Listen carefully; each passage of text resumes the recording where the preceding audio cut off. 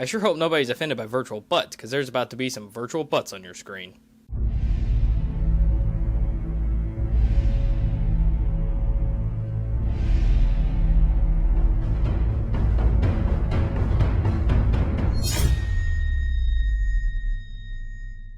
Hey everybody, welcome to this week's episode of Update Today. I'm your host Andrew, and I'm going to be going over a few articles that I found interesting over this past week.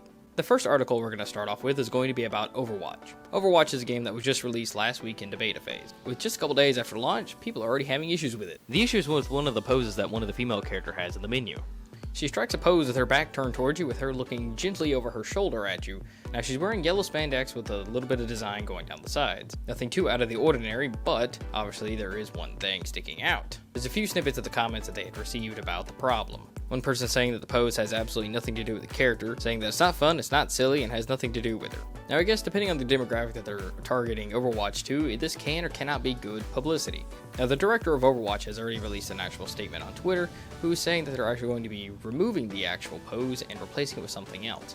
Now at this time we have no idea what that pose is going to be or when it's going to be rolling out. Now it is nice to see a director of a video game company actually take initiative with a problem and actually moving forward to fix it. Now there's one game in particular that I can think of that just for some reason doesn't do that. Now the second article this week is going to be about Dark Souls 3. Dark Souls 3 is one of the most difficult games, I have to say, on console and PC to actually beat the campaign. The game has obscenely large and difficult bosses, and when you're playing on the hardest difficulty, good luck on trying to be beating the bosses. But today we're going to be focused on the PC version. Now, the Xbox One version and the PS4 version has already been released in Japan, and the English release over there as well, so if you want to look it up on YouTube, you can. But on the PC version, it's going to be coming out April 12th, and the PC community is actually kind of mixed on the results for it. Now, I think the game looks fantastic, the lighting looks great, the graphics look great, mechanics of how you swing all the weapons looks fantastic.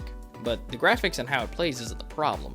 The PC gamers are worried about the ports on it. Now, for the ones who you don't know, ports is where it's a virtual highway where your data goes through with your internet company to the servers where you're at.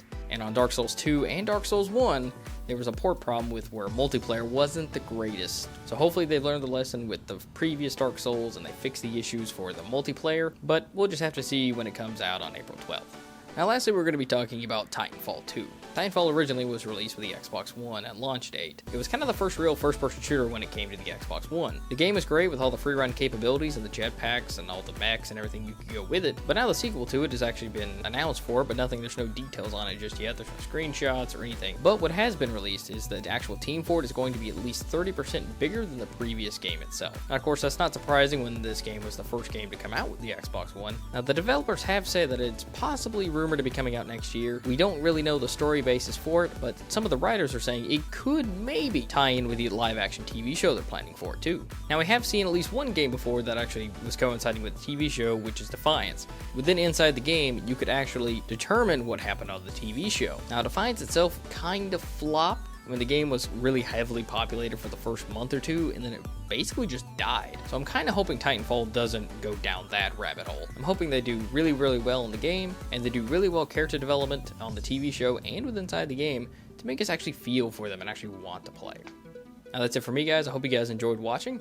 If you guys want to see any of the articles that I've talked about in the video, you'll find all the links down below. And if you guys liked the video, feel free to smack the like button, and don't forget to follow us on Facebook.